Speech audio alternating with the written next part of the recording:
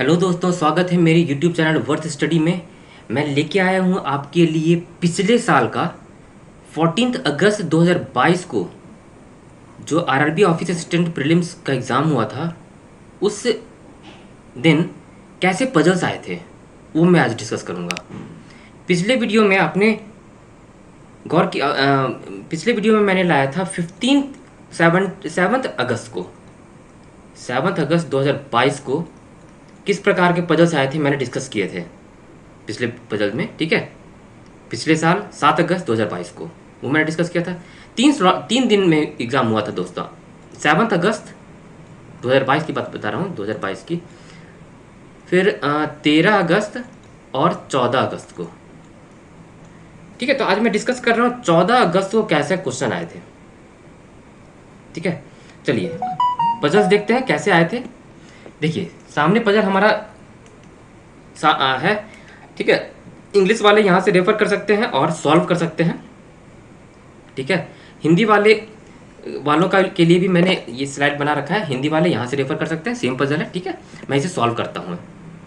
देखिए ऐसे ही छोटा रहेगा पजल। ठीक है, मैं देखिए दोस्तों आरआरबी ये ऑफिसर स्केल पीओ जो पिछले सप्ताह एग्ज़ाम हुआ, उससे कुछ कहा जा रहा है, कैंडिडेट्स कह रहे हैं कि कुछ टफ था एग्ज़ाम्स पिछले साल के मुताबिक से कंपेयर किया जाए तो। जैसे क्वांटिटेटिव न्यूमेरिकल एबिलिटी में आ गया था, जैसे डीएस आ गए थे, डेटा सफिशिएंसी आ गए थे। ठीक है, और पजल्स में भी थोड़ा लेंदी आ गए थे। तो अटेम्प्ट्स वगैरह 55, 60, 50 के आसपास ही गया है। तो देखिए दोस्तों, मैं उससे निचोड़ लेके बताना चाहता हूँ आरआरबी जो ऑफिसर स्केल का जो एग्ज़ाम हुआ उसमें जो पजल्स में क्या क्या अलग बातें थी, उससे आपको कुछ सीखना चाहिए ताकि वो चीज़ आप आरआरबी ओए जो क्लर्क एग्ज़ाम होगा अगले सप्ताह, उसमें आप वो गलती ना करो। क्या पजल्स में मैंने देखा था पता है कि ये जो क्लूज होते हैं ना, सीक्वेंस में नहीं थे कि हाँ ये यहीं से स्टार्ट होगा। आप यहाँ से स्टार्ट करोगे। आरआरबी ऑफिसर स्केल में जो क्वेश्चंस आए, पजल्स आए थे, आप यहाँ से डायरेक्ट स्टार्ट करोगे तो बेस्ट सॉल्यूशन के साथ आप कंप्लीट नहीं कर पाओगे। यानी कि ऐसा था कि आप ज़्यादा केसेस बनाना पड़ जाएगा आपको। ऐसा पजल ऐसा आया था दोस्तों कि स्टार्टिंग क्लू कहीं ना कहीं बीच में दिख रहा था हमें। तो ऐसा कुछ आप उम्मीद कर सकते हैं आरआरबी क्लर्क में भी। ठीक है, आप मेरी बातों को समझने की कोशिश कीजिएगा। ज़रूरी नहीं है कि हम यहीं से स्टार्ट करें। आरआरबी पीओ में जो पजल्स आए उसमें उससे कैंडिडेट्स को ये समझ में आया कि स्टार्टिंग क्लू जो था कहीं ना कहीं बीच में छिपा हुआ था, फिर वो सीक्वेंस में जाता था। ठीक है, सीक्वेंस में जाता था, यहाँ तक पहुँचने के बाद फिर यहाँ से स्टार्ट होता था, जहाँ जहाँ तक बेस्ट सॉल्यूशन की बात की जाए। ठीक है, तो स्टार्टिंग क्लू जो मैं हर पजल को सॉल्व करने के पहले स्टार्टिंग क्लू ढूंढना चाहता हूँ ताकि बेस्ट सॉल्यूशन और कम मिनिमम नंबर ऑफ केसेस के साथ मैं पजल को सॉल्व कर सकूँ। वो स्टार्टिंग क्लू ज़रूरी नहीं है इस बार के पजल्स में जो आरआरबी ओएस में पूछे गए, वो यहाँ ये जो पहला क्लू होता है वो स्टार्टिंग क्लू नहीं दिखा। अक्सर अधिकतर पजल में स्टार्टिंग क्लू कहीं ना कहीं बीच में जाके दिखा, जैसे ये दिख रहा है वैसा। तो वैसा ट्विस्ट आप आरआरबी क्लर्क में भी उम्मीद कर सकते हैं दोस्तों। ठीक है, ये मुझे आपको बताना था। जो सबक हमें, जो सीख हमें आरआरबी पीओ जो पिछले सप्ताह एग्ज़ाम हुआ उससे हमें जितना हम लोग समझ में आया। ठीक है, चलिए ये पजल को सॉल्व करते हैं। सर्टेन अननोन लीनियर का क्वेश्चन है। Certain number of person sits in a linear row facing north direction. कुछ लोग हैं जो नॉर्थ डायरेक्शन फेस करके एक लीनियर रो में बैठे हैं। ठीक है, चलिए कितने लोग हैं हमें नहीं पता, वही पता करना होगा। चलिए सॉल्व करते हैं। 3 person sit between A and G. देखिए ए एंड जी की चर्चा हो रही है। H sits third to the left of G, linking elements. ठीक है, हम यहीं से स्टार्ट करेंगे। अभी तक तो यही रुझान आ रहा है। 1 person sit between H and, देखिए एच की चर्चा सेकंड क्लू में हुई थी, थर्ड क्लू में भी एच की चर्चा है।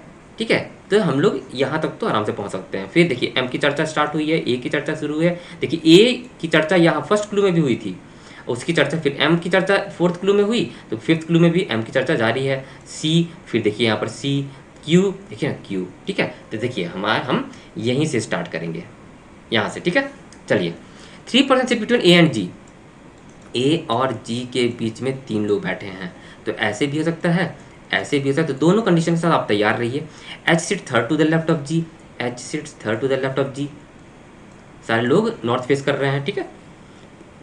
1% seats between H and V, who sits at one of the extreme ends, H and V, तो वी तो यहाँ नहीं हो सकता, एच एंड वी यहीं होगा, ऐसे एक्सट्रीमेंट हो गया, एच एंड वी एक्सट्रीमेंट हो गया, ठीक है दोस्तों। V who sits at one of the extreme ends हो गया, ठीक है। M sits immediate right of A, अब देखिए एम इस केस में नहीं बैठ पाएगा ना, इस केस में एम नहीं बैठ पाएगा इमीडिएट राइट ऑफ ए, तो एम यहाँ पे बैठ गया, ठीक है। ऐसे ही पजल आता है दोस्तों, आप पढ़ते चले जाओगे, क्लर्क पे तो ऐसे ही आता है, ठीक है। 4% sit between M and C, 1 2 3 4, इधर तो नहीं हो सकता, इधर ही होगा, 1 2 3 4 एम एंड सी, ठीक है। चलिए आगे बढ़ते हैं। Q seat second to the right of C, Q seat second to the right of C, ठीक है। Number of persons to the left of H is 1 less than the number of person to the right of Q. देख रहे हैं ये sentence, the number of persons करके, हाँ दोस्तों ऐसा ही क्लू होता है, मैं इस बात का दावा दे सकता हूँ, एकदम प्रॉमिस कर सकता हूँ, ऐसे ही क्लूज रहते हैं। Number of persons to the left of H is 3 less than या 3 more than the number of person between A and B, ऐसे करके पजल्स होता है, थोड़ा लेंदी टाइप का है ना, ऐसे ही ट्विस्ट रहता है, ऐसे ही सेंटेंस में कंफ्यूज हो जाते हैं कैंडिडेट्स, ठीक है। ऐसा पजल होता है, ऐसे ऐसे ही क्लूज, टाइप ऑफ क्लूज, मैं बहुत इंपॉर्टेंट चीज़ बता रहा हूँ, ये जो लास्ट वाला क्लू है, ऐसे ही क्लूज दिखेंगे आपको, 2 से 3 स्टेटमेंट्स ऐसे दिख जाएंगे। आरआरबी ओएस में ये देखने को मिला, ठीक है। Number of person to the left of H is 1 less, number of person to the left of H कितने हैं, 2 है, जो 1 लेस है कितना से, किससे, than the number of person to the right of Q, यानी कि +1 कर देंगे तो उतना 3 लोग हो जाएंगे to the right of Q, 1 2 3, ये हो गया। बस यही हो गया हमारा पजल सॉल्व बच्चों, कैंडिडेट्स, ठीक है। देखिए कितने लोग हो गए, 3 3 6 3 9 3 12 3 15 3 18 3 21, 21% सिट इन द रो, बस, ठीक है। 6 से 7 क्लूज है, ऐसे ही पजल आएगा दोस्तों, ठीक है। चलते हैं अगले टाइप, पिछले साल ऐसा ही आया था, ये हिंदी वाले के लिए है सेम पजल। चलते दूसरे पजल पे, चलिए लीनियर पैरेलल का पजल है, ठीक है। 8 persons B C D E P Q R S sit in 2 parallel rows, row 1 and row 2, B C D E sit in row 1 facing south direction, ठीक है। रो 1 में बैठे हैं बी सी डी ई, ठीक है, फेसिंग साउथ डायरेक्शन, और while P Q R S sit in row 2 facing north direction, row 2 P Q R S facing north direction, ठीक है। Persons in row 1 faces the person in row 2 and vice versa, एक दूसरे को face कर रहे हैं, ठीक है, ऐसे ऐसे ही बैठे हैं, ठीक है। चलिए रो 1 ऊपर है, 1 person sit between E and C, E और सी के बीच में एक लोग, तो ऐसे भी हो सकता है, सी और ई ऐसे भी हो सकता है, हमें नहीं पता सेकंड कौन किधर बैठा है, ठीक है।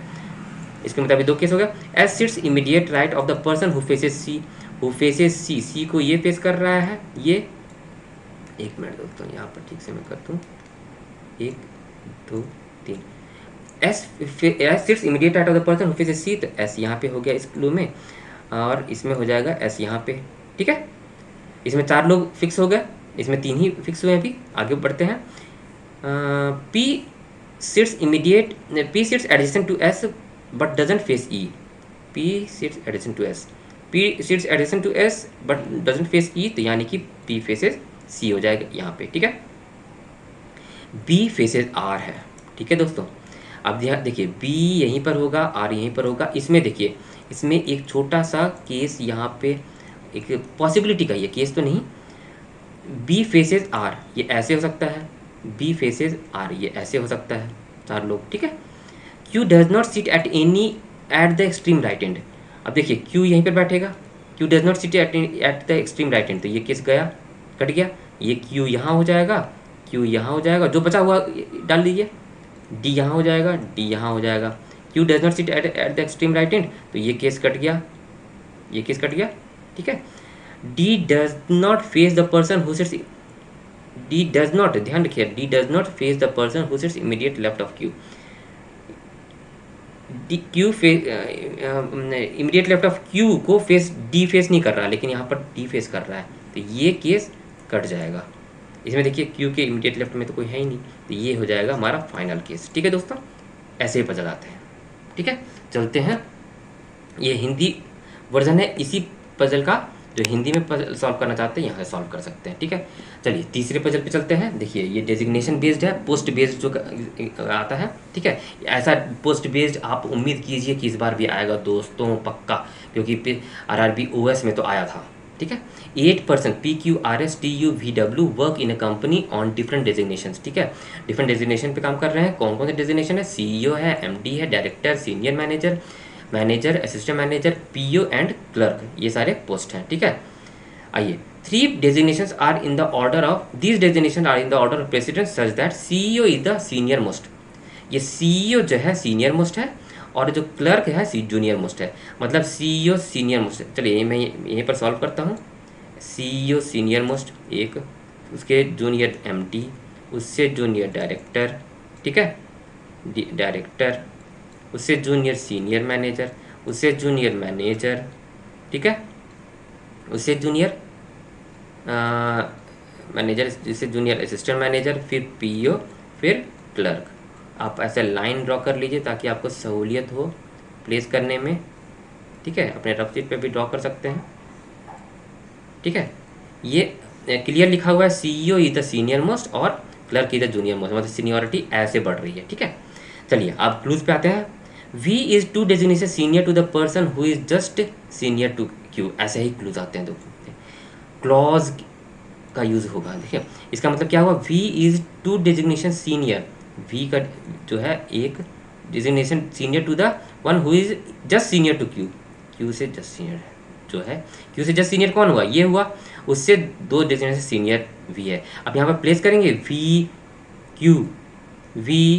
Q, कितने किस बनाइएगा ऐसे, ये कोई तरीका नहीं हुआ दोस्तों, ये कितना लिखिएगा ऐसे, ये इस तरीके को मैं सपोर्ट नहीं करता हूँ।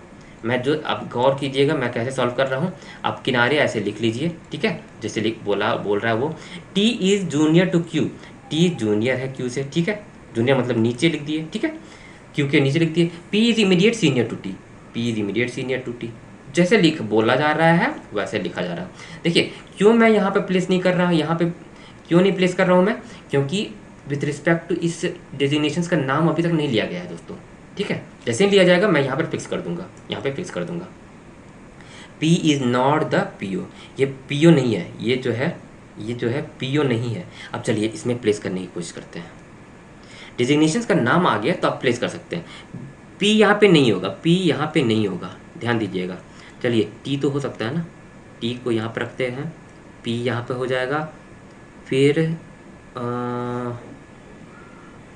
अच्छा रुकिए, नहीं यहाँ अभी भी प्लेस नहीं कर सकते दोस्तों, अब ध्यान देना है। देखिए क्या है, 1 2 3 4 5 6 हो गया, इसमें 8 है दिया हुआ। ठीक है, P क्या लिखा हुआ है, T is junior to Q। ठीक है, P is immediate senior to T, P is not the PO। ठीक है, हाँ चलिए, 3 persons are designated between W and S। ठीक है दोस्तों, देखिए इस पजल में मुझे थोड़ा सा ये लग रहा है, चलिए ऐसा कुछ नहीं हो जाएगा। चलिए यहाँ पे मैं प्लेस करता हूँ V को, डैश Q यहाँ पे आ जाएगा। ठीक है, Q यहाँ पे आ गया, और देखिए T जो है, T मैं यहाँ नहीं रख सकता क्योंकि P इमीडिएट सीनियर है और P PO नहीं है। ठीक है, तो T कहाँ पे होगा, T यहीं पर होगा, और ये P हो जाएगा। और दोस्तों देखिए ये एक केस बना, एक केस हमारा ये भी बन सकता है, PT ऐसा भी हो सकता है, क्यों नहीं हो सकता, बिल्कुल हो सकता है। अगर देखते हैं ये ऐसा केस हो रहा है क्या, Q ऐसे और TP, ये भी हो सकता है। हाँ, ये 3 केस बन रहा है हमारा। ठीक है, देखिए 3 person are designated between W and S, W और S के बीच में 3 पर्सन डेजिग्नेटेड हैं। चलिए यहाँ पे अगर रखते हैं तो 1 2 3 नहीं हो पाएगा, यहाँ पे रखते हैं तो 1 2 3 नहीं हो पाएगा, यहाँ पे रखते हैं तो देखिए इस केस में नहीं प्लेस कर सकते दोस्तों। इसके मुताबिक देखिए 3 persons are designated between W and S, ये हम लोग W एंड S इस केस में प्लेस नहीं कर सकते। इसमें देखिए W एंड S यहाँ पे हो सकता है, एस एंड डब्ल्यू यहाँ पे हो सकता है, डब्ल्यू एंड एस यहाँ पे हो सकता है, और एस एंड डब्ल्यू यहाँ पे हो सकता है। ऐसे ही हो सकता है दोस्तों, ठीक है। चलिए, U is senior to R, U is senior to R, देखिए U यहाँ पे हो जाएगा, R यहाँ पे हो जाएगा, U is senior to R यहाँ पे ऐसे हो जाएगा, ठीक है। U is not the MD, okay, देखिए U MD नहीं है, क्लियर लिखा हुआ है, U is senior to R। देखिए देखिए यहाँ तक हो गया था, W एंड S के लिए 3 प्लेस, 3 जगह खाली, तो यहाँ पे इस केस में तो WS यहीं पर हो रहा था, इसमें भी देखिएगा तो WS यहीं पर होगा दोस्तों, और कहीं नहीं होगा, ठीक है। उसके बाद U इज, चलिए पहले इसको R को ये दोनों हटा देते हैं, क्योंकि मैं पहले फिर से रिमाइंड कर रहा था। W एंड S के पास चलते हैं, ठीक है। WS और WS और कहीं हो सकता था, यहाँ पर WS करते थे 1 2 3 Q है, यहाँ पे करते तो 1 2 3 T है, ठीक है। WS प्लेस यहीं पर हो सकता है दोस्तों, इस वाले केस में और इस वाले केस में। अब आगे बढ़ते हैं, U is senior to R, U is senior to R, ऐसे हो गया, ठीक है। 2 ही प्लेस बचा हुआ, U is senior to R, जो ऊपर है वो सीनियर है, ठीक है। U is not MD, clear लिखा हुआ है, U इज नॉट MD, यहाँ पर देखिए ये MD है, तो ये केस कट गया, केस 2 भी कट गया, ये case 1 case 2 case 3। W is not the clerk, W clerk नहीं है, तो यानी कि क्लर्क कौन हुआ, S ही क्लर्क हुआ, ठीक है। ये हमारा तीसरा वाला, ये जो राउंड मैंने किया, ये फाइनल केस हो गया हमारा, ठीक है दोस्तों। ऐसे ही बचा सकते हैं दोस्तों, ठीक है। छोटे छोटे केसेस बन सकते हैं, घबराने की ज़रूरत नहीं है, आप जल्दी से कर सकते हो। ये देखिए दोस्तों, 2 से 2.5 मिनट में अधिक से अधिक पजल टाइम लगेगा दोस्तों। आप हैबिट बना लो जो 2 मिनट के अंदर बन जाने चाहिए दोस्तों। तो ऐसे ही पजल आए थे दोस्तों 14 अगस्त को, पिछले साल 2022 को, ठीक है। तो हिंदी वाले इसी लीनियर पजल का डेजिग्नेशन पजल का हिंदी वर्जन ये है, हिंदी वाले यहाँ से रेफर कर सकते हैं, ठीक है दोस्तों। तो ये थे 3 पजल्स 14 अगस्त को 2022 को जो स्लॉट हुआ था, एग्ज़ाम हुआ था RRB OA प्रीलिम्स, उसका मेमोरी बेस्ड समझ लीजिए, ठीक है। तो ऐसे ही पजल्स आए थे दोस्तों, ठीक है। तो ये वीडियो कैसा लगा अपने दोस्तों के साथ आप लाइक कर दीजिए, दोस्तों के साथ शेयर कर दीजिए, सब्सक्राइब कर दीजिए मेरा यूट्यूब चैनल वर्थ स्टडी। ऐसे ही पजल्स और रीजनिंग के क्वेश्चंस प्रैक्टिस करने के लिए, क्वांट के क्वेश्चन प्रैक्टिस करने के लिए, इंग्लिश के क्वेश्चन प्रैक्टिस करने के लिए आप मेरे वेबसाइट worthstudy.com के क्विज सेक्शन में जाके प्रैक्टिस कर सकते हैं, ठीक है दोस्तों। तो उम्मीद करता हूँ आपको ये वीडियो पसंद आया होगा, ठीक है। Thank you for watching the video दोस्तों, थैंक यू।